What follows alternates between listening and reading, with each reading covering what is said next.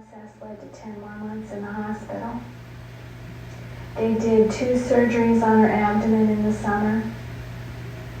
Between her abdomen and her foot, she really couldn't do anything but lay there and suffer, and things just got worse by the day. She learned how to pray the rosary, and she learned about St. Therese, the little flower, while she was in the hospital, and became greatly devoted to both, so much so that by Christmas Eve, she knew she wanted to become a Catholic.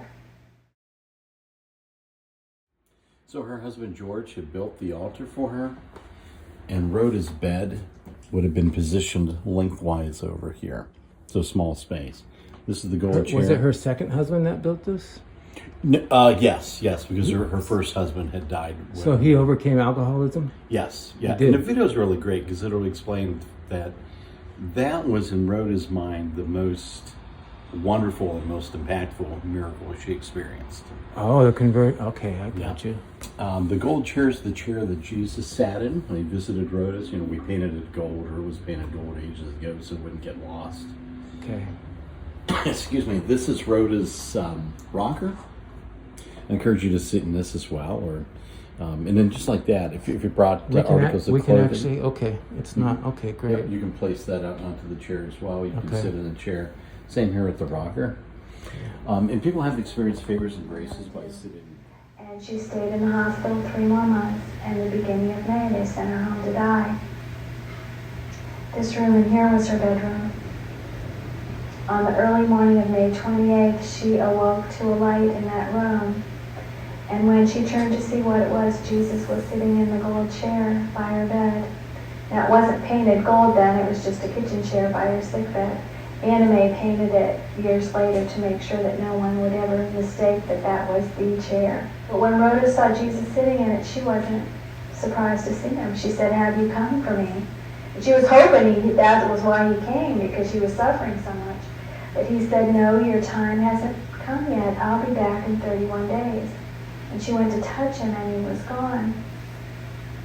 And she was left thinking he would come and take her in 31 days. He did come back, but he didn't come back to take her. He came back with the little flower, St. Therese.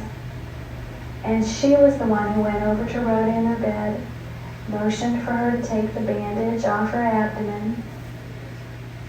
She put her hand there and said, "I'm the little flower. You've been tried in the fire and not found wanting. Faith cures all things." And her abdomen was completely cured. She had all new tan skin on her abdomen. A month and a half later, they put that cast on her foot. It went on August 10th. It was supposed to stay on until November 10th. And when this one came off, they were going to fit her with a brace she'd have to wear for the rest of her life.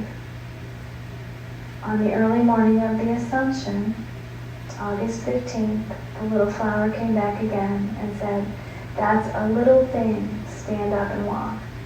And when Rhoda put her foot on the floor, the cast split open, and she stepped out of it and never had any trouble walking again. Rhoda was so grateful. She offered herself back to our Lord as a victim soul to suffer again, but this time so other people could get the kinds of graces she had gotten. And our Lord accepted her offer.